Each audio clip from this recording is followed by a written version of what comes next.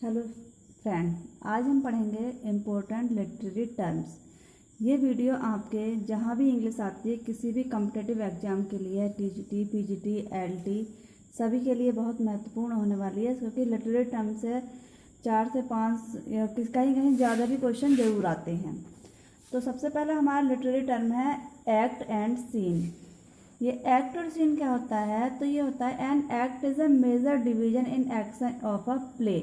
यानी जो कोई हमारा प्ले होता है, ड्रामा होता है, उसको हम डिवाइड करते हैं जिन भागों में, उसे बोलते हैं एक्ट बोलते हैं। और एक्ट क्या होता है? Act is further divided into scene. और एक्ट जो बटा हुआ होता है वो होता है सीन में बटा हुआ। In a scene there is no change of place. और एक सीन में क्या होता है, कोई भी जो एक स्थान होता है वो चेंज नहीं होता। और break in the continuity of time, और जो समय होता है लगातार उसी समय तक रुकना होता है। एक सीन एक साथ लगातार चलता है एक ही स्थान पर, तब तक उस पर दूसरा स्थान प्लेस नहीं दिखा सकते। तो ये हमारा जो एक्ट और सीन है, ये क्या होता है, प्ले ड्रामा, उसको डिवाइड किया जाता है एक्ट में, और एक्ट को डिवाइड किया जाता है सीन में। सेकंड हमारा लिटरेरी टर्म आता है एड होमिनियम। एड होमिनियम क्या होता है? इसका हिंदी मीनिंग होता है गहरी सोच, और इसका मतलब होता है, इट लैटिन मीन होता है अगेंस्ट द मैन, यानी मैन के विरुद्ध। इट इन्वॉल्व्स कमेंटिंग ऑन और against an opponent to the undermine him instead of his arguments. यानी इसमें इन्वॉल्व होता है, सम्मिलित होता है कमेंटिंग, यानी आलोचना किसी के भी, किसी तत्व के या किसी आर्गुमेंट्स के विरुद्ध। तीसरा हमारा लिटरेरी टर्म आता है एडाइनेटन। एडाइनेटन क्या होता है? It is a from Greek word. ये कहाँ से लिया गया है? ये लिया गया है ग्रीक वर्ड से एडोनेशन। ग्रीक वर्ड एडोनेशन से आया है हमारा एडाइनेशन, जिसका मतलब है संलग्नता, यानी मिला हुआ। इट मीन्स इम्प्रैक्टिकल और इम्पॉसिबल, यानी इसका मतलब होता है कि ये व्यवहारिक नहीं है और असंभव होती हैं। It is a rhetorical device that is a form of hyperbole. यानी ये एक ऐसी अलंकारिक डिवाइस है जो hyperbole, in which exaggeration is taken to a great, यानी किसी बात को इतना बढ़ा चढ़ाकर कहा जाए कि वो क्या होती है, बिल्कुल सच नहीं होती है। तो वो असंभव होती है वो चीज़ जिसके बारे में हम बोलते हैं या जिसको जिस तरह से बताते हैं। तो ये भी एक क्या है, हाइपरबोली का फॉर्म है एडाइनेटन। एडाइनेशन को आप हाइपरबोली से याद कर रख सकते हैं, यानी किसी भी बात को बढ़ा चढ़ाकर कहना। अगला हमारा आता है एस्थेटिज्म, यानी सौंदर्यवाद। हिंदी मीनिंग देखें इससे क्या होता है? सौंदर्यवाद होता है a movement that believe art is self sufficient. और ये एक ऐसा मूवमेंट है जिसमें विश्वास किया जाता है कि जो कला होती है वो अपने आप में पर्याप्त होती है। It has no moral aim, इसका कोई नैतिक उद्देश्य नहीं होता। It favoured I art for and I art for art sake. इसके जो फेमस राइटर थे, अथर थे, वो थे वाल्टर पीटर, जॉन रस्किन और ऑस्कार वाइल्डी। यानी किसी मॉरल नैतिकता के लिए इसे जो है मुख्यतः पोएम वगैरह में यूज़ किया जाता है इसे एस्थेटिज्म को, जहाँ पर कोई मीनिंग नहीं होता लेकिन फिर भी उन वर्डों का राइम बनाने के लिए यूज़ किया जाता है, हमारे सेंटेंस को सुंदर बनाने के लिए। अगला हमारा लिटरेचर में आता है अफेक्टिव फॉल्सी। अफेक्टिव फॉल्सी क्या होता है? ये होती है एरर, यानी गलती ऑफ इवैल्यूएटिव, मूल्यांकन में, of poem by its effect. यानी जो इसका प्रभाव होता है उसमें क्या होती है, उसका जो मूल्यांकन होता है उसके में गलती होती है, उसे बोलते हैं affective falsies. It's emotional effect upon the reader. और इसका सीधा प्रभाव किस पर पड़ता है? रीडर यानी पाठकों पर पड़ता है। It was used by W.K. Wimsatt and Monroe C Beardsley. और इसे सबसे पहला यूज़ किया गया था किसके द्वारा? W.K. विमसेट और मोनरो सी ब्रेडस्ले द्वारा, यानी इन्होंने इसे कॉइन किया था किसे? अफेक्टिव फॉल्सी को। अगला टर्म आता है हमारा एलाइनेशन इफेक्ट। एलाइनेशन इफेक्ट होता है, इसका मतलब होता है it means to prevent the emotion identification or involvement of the audience with characters and the action in a play.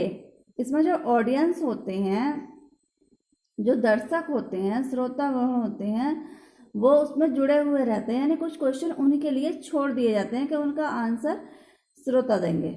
It's aim was to evoke critical distance, और इसका उद्देश्य होता है कि उनमें एक गहरी सोच उत्पन्न करना, कि वो अपना सोच कर डिसीजन दे जो है अथर को, राइटर को, किसी कैरेक्टर के बारे में। अगला टर्म आता है एलिगरी। ये बहुत इंपॉर्टेंट है, इसे याद कर लेना, ये एग्जाम में आता भी है।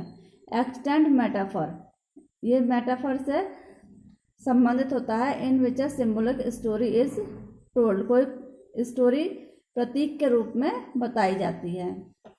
It is a rhetorical device that can hidden meaning through symbolic figures, और उसका जो किसी को प्रतीक मानकर दूसरा मीनिंग दिया जाता है, यानी इसके दो मीनिंग होते हैं, एक तो जो हमें दिखाई देता है, दूसरा क्या होता है, हिडन मीनिंग, छुपा हुआ मीनिंग होता है।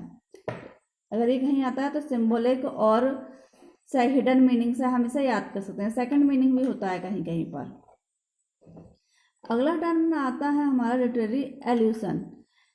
एल्यूशन क्या होता है, हिंदी मीनिंग होता है इसका संकेत। ये क्या होता है, एन इनडायरेक्ट और passing reference to an event, person, place और अनदर वर्क ऑफ लिटरेचर और आर्ट, यानी डायरेक्टली नहीं बताया जाता उसके संदर्भ में, उसे किसी घटना, व्यक्ति, स्थान या किसी दूसरे वर्क को इसके लिए साहित्य में प्रयोग किया जाता है, साहित्य में या कला में। केवल संकेत, ये क्या होता है, इनडायरेक्ट एंड पासिंग रेफरेंस, यानी इनडायरेक्ट के रूप से उसके बारे में किसी घटना, व्यक्ति या स्थान या और किसी वर्ग के बारे में इनडायरेक्टली यानी पीछे से संकेत दिया जाता है, बताया जाता है। इसे हम एल्यूशन को इनडायरेक्ट और पासिंग रेफरेंस से भी याद कर सकते हैं किसी के बारे में। अगला हमारा आता है एम्बिग्यूटी, अनिश्चितता। हिंदी में देखें तो इससे क्या होता है, अनिश्चितता। It is a word, phrase और स्टेटमेंट। ये हमारा जो होता है वर्ड, शब्द हो सकते हैं, फ्रेज हो सकता है कोई, या कोई सेंटेंस, स्टेटमेंट हो सकता है which contains more than one meaning, जिसके एक से अधिक मीनिंग होते हैं। These words lead to vagueness and confusion, और ये जो वर्ड होते हैं ये क्या लाते हैं, अप्रचलित होते हैं और कन्फ्यूजन क्रिएट करते हैं। Save the basis for instance unintentional humour, बिना इरादतन क्या करते हैं, ह्यूमर यानी व्यंग पैदा करते हैं ये, या क्या करते हैं, जो कन्फ्यूजन वर्ड, इन पर कन्फ्यूजन वर्ड से भी हम एम्बिग्यूटी को याद कर सकते हैं कि एम्बिग्यूटी क्या कौन से वर्ड होते हैं जिनका एक से अधिक मीनिंग होते हैं और वो क्या करते हैं, कन्फ्यूजन क्रिएट करते हैं उनका अर्थ समझने के लिए। अगला हमारा लिटरेरी टर्म आता है एनाक्रोनिज्म। एनाक्रोनिज्म क्या होता है, ये ग्रीक वर्ड से लिया गया है, एनाक्रोमस, जिसका मीनिंग होता है अगेंस्ट टाइम, यानी जो टाइम दे रखा है उस टाइम को ना देकर उसके अतिरिक्त कोई दूसरा समय। It is an error of chronology और time line in literary piece, यानी जो हम लिटरेरी साहित्यिक रचना पढ़ रहे हैं उसमें जो टाइम दे रखा है वो बिल्कुल वास्तविक ना होकर उसमें क्या होती है, कमी होती है या गलती होती है। जिस टाइम में घटना घटी है उसे ना दिखाकर किसी दूसरे टाइम में उसे रिप्रेजेंट करना क्या होता है, एनाक्रोनिज्म होता है। अगला हमारा आता है एनाकोलुटन। एनाकोलुटन क्या होता है, सेंटेंस और construction in which expected grammatical sequence is absent. इसमें क्या होता है, जो हमारा ग्रामेटिकल जो ग्रामर होती है उसके अनुसार जो हम सब्जेक्ट, वर्ब, ऑब्जेक्ट का सीक्वेंस लेते हैं एक, वो सीक्वेंस क्या होता है, हटा हुआ होता है, अलग होता है। सेंटेंस में पहले जैसे एग्जाम्पल, नो सुनर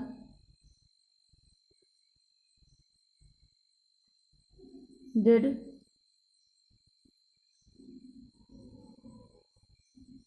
no sooner did she goes to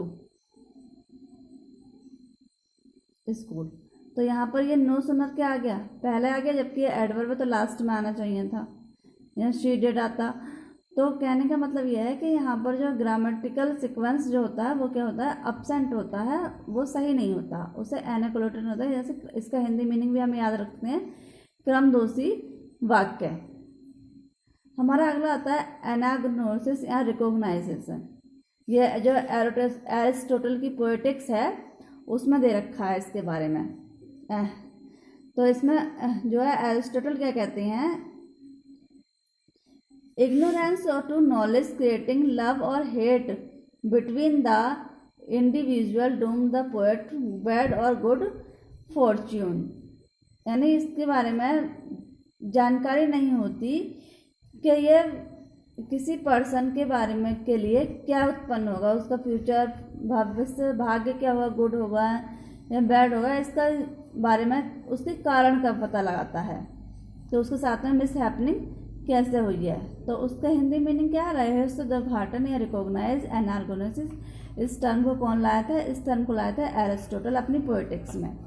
इसमें क्या होता है, a movement in A plot और स्टोरी, ये किसी कथानक या कहानी में स्पेशली फीसली और ट्रेजडी, स्पेशल ट्रेजडी में आता है, where the main character recognise his her true nature, जिसमें जो हमारा प्रोटोगनिस्ट होता है, कैरेक्टर मैन कैरेक्टर होता है, उसके स्वभाव के बारे में सही जानकारी या उसके रहस्य, मतलब जिस तरह से उसके साथ में कोई ट्रेजडी हुई है, उसका कारण क्या रहा या उसका चरित्र कैसा था, उसके बारे में बताना क्या होता है, एनाग्नोसिस एंड रिकॉग्नाइजेशन। अगला टर्म आता है हमारा एनालॉजी। एनालॉजी क्या होता है, comparison between two things that are otherwise unlike. यानी किसी दो चीज़ों के बीच में या दो पर्सन या थिंग्स के बीच में क्या होता है, कंपेरिजन होता है, तुलना होती है, और जबकि वो किससे होती है, बिल्कुल एक दूसरे से अलग होती हैं। अगला टर्म आता है हमारा एनाफोरा। एनाफोरा क्या होता है, राइटिंग और speech is deliberate repetition of the first part. यानी फर्स्ट पार्ट का किसी भी स्पीच है या पोएम की लाइन है, मोस्टली पोएम में होती है लाइन है कि उसका फर्स्ट पार्ट को क्या होता है, बार बार रिपीट किया जाता है, तो उसे हम क्या बोलते हैं, anaphora. Repetition of the first part, हम इससे भी आ सकते हैं, repetition of first part of the sentence. ये आर्टिस्टिक यानी एक कलात्मक प्रभाव डालता है एनाफोरा। एनाफोरा को सबसे अच्छा याद करना है, repetition of the first part of the sentence, वो हमारा क्या कहलाता है, एनाफोरा कहलाता है। अगर आपको ये लिटरेरी टर्म सही लगे, समझ में आया, तो वीडियो को लाइक और चैनल को सब्सक्राइब जरूर करें अगली वीडियो पाने के लिए।